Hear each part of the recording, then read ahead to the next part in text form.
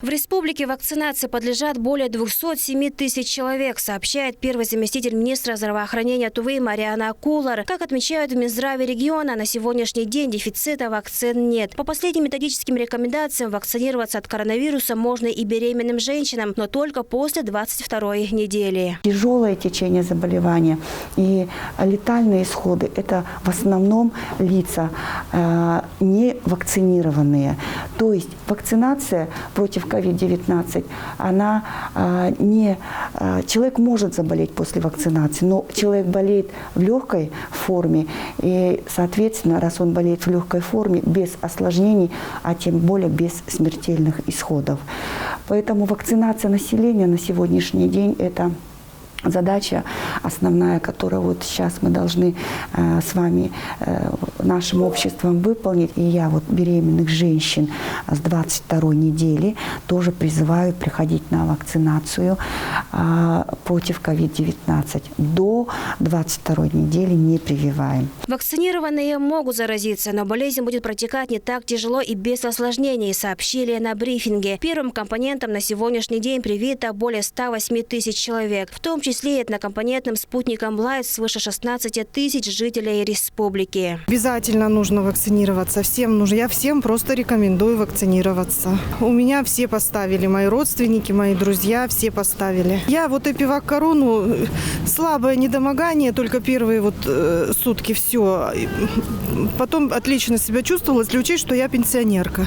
Почти 60 лет, я считаю, ничего страшного нет, зато я уже уверена. Инкубационный период штамма Дельта, который также распространен и в Туве, короткий и составляет около 5 дней. Индийский штамм коронавируса характеризуется стремительным развитием тяжелых осложнений. То есть это развитие таких осложнений, как пневмония, и, соответственно, у лиц, которые страдают хроническими заболеваниями, коронавирусная инфекция, новая COVID-19, она протекает более тяжело, особенно у таких пациентов, как пациенты с сахарным диабетом, бронхолегочными заболеваниями и сердечно-сосудистыми заболеваниями.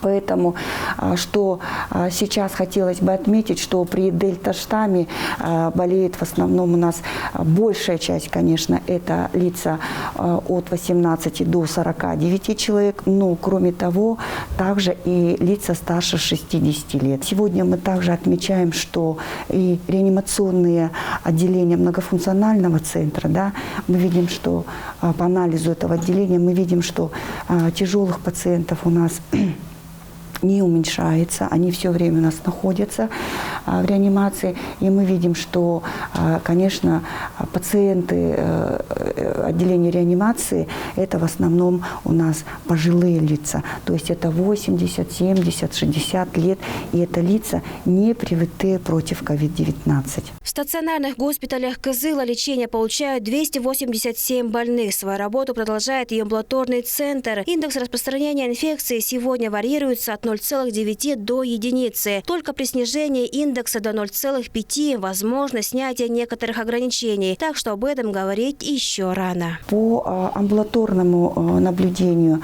у нас продолжает функционировать амбулаторный ковид-центр, созданный на базе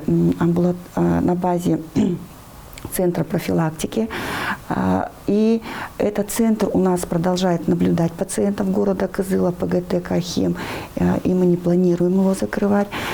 И у нас по лекарственному обеспечению именно амбулаторных пациентов лекарства все имеются в наличии. И в настоящее время не снимаются ограничительные мероприятия, потому что опасность заражения еще высокая, поэтому запрещены культурно-массовые мероприятия, где собирается большое количество людей. Поэтому мы должны соблюдать все те противоэпидемические мероприятия. То есть это ношение масок, это частое мытье рук, это проветривание помещений, это дезинфекция помещений обязательно, это утренние фильтры в школах, в детских садиках, в других организациях. За последние сутки выявлено 53 новых случая заболевания COVID-19. В тяжелом состоянии находится 68 пациентов. Напомню, что с 1 января коронавирусная инфекция унесла жизни 200 человек. Айрас Сат, Владимир Шуртуй, Кузел Сарысарен, Тува 24.